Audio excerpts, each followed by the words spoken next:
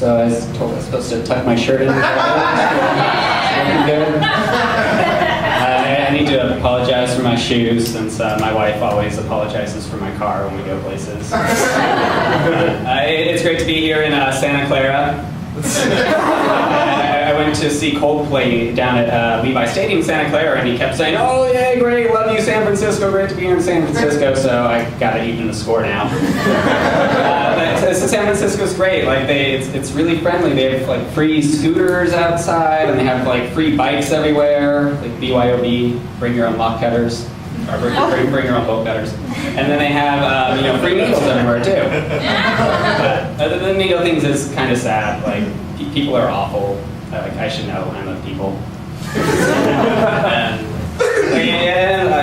Part of this awful thing with people is like they always set you up. They're like, "Hey, like thank you for volunteering at this event. Do you want a free shirt?" And I'm like, "Great, I'm a size medium." They're like, "Oh, sorry, like we only have extra small and extra large left." It's kind of like, man, we really need to get an extra medium shirt size. Yeah. Does anyone here know about Ike sandwiches? Yeah. They have this great billboard and it says like Ike sandwiches, not your mama's sandwich shop. And I'm like, I gotta agree, like my mama doesn't charge me $1 extra for guacamole.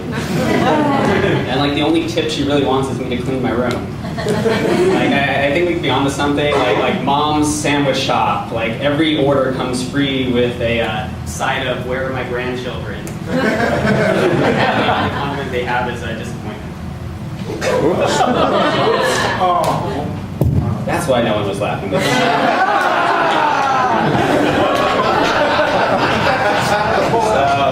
I got married recently. I guess when you're gay, your closet size doubles. You get twice as much stuff. My closet size halved. She threw out all the things she didn't like.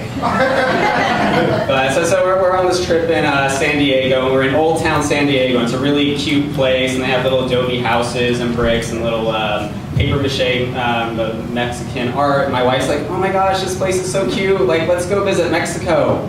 It's like, "Honey, we're from San Jose. We already live in Mexico." When I went to Cancun, I saw more signs in English than on the trip to the nearest grocery store at our house. I was trying to pitch to San Jose, the city, like you need a tourism slogan or something like, "Come visit San Jose. It's Mexico, but you don't have to exchange your money for pesos." So anyways, we're down in San Diego, and my wife is shopping all these overpriced boutique stores, which is kind of a problem because I'm a bit of a tightwad. Like if I see a penny, I'll still go down and pick it up because like pennies aren't cheap. Like if pennies were cheap, they'd be a dime a dozen.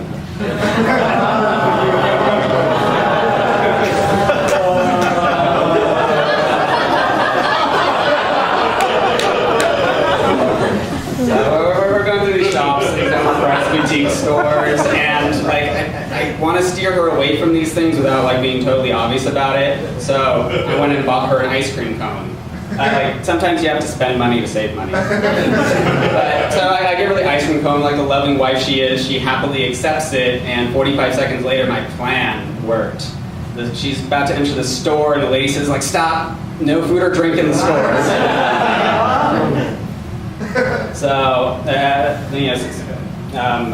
I tried doing this open night thing's going great. I tried doing it earlier. I went to an impromptu open mic thing, and it was absolutely awful. Like no one laughed, no one's paying attention to me. So I'm like up on stage going through my set, and I'm just thinking to myself, like, oh my gosh, like this is a nightmare. Like I'm trying to be a stand-up comedian, and apparently I'm like not funny. And I had this great thought that brought me comfort. I'm like, oh my gosh, this is just what Amy Schumer feels like.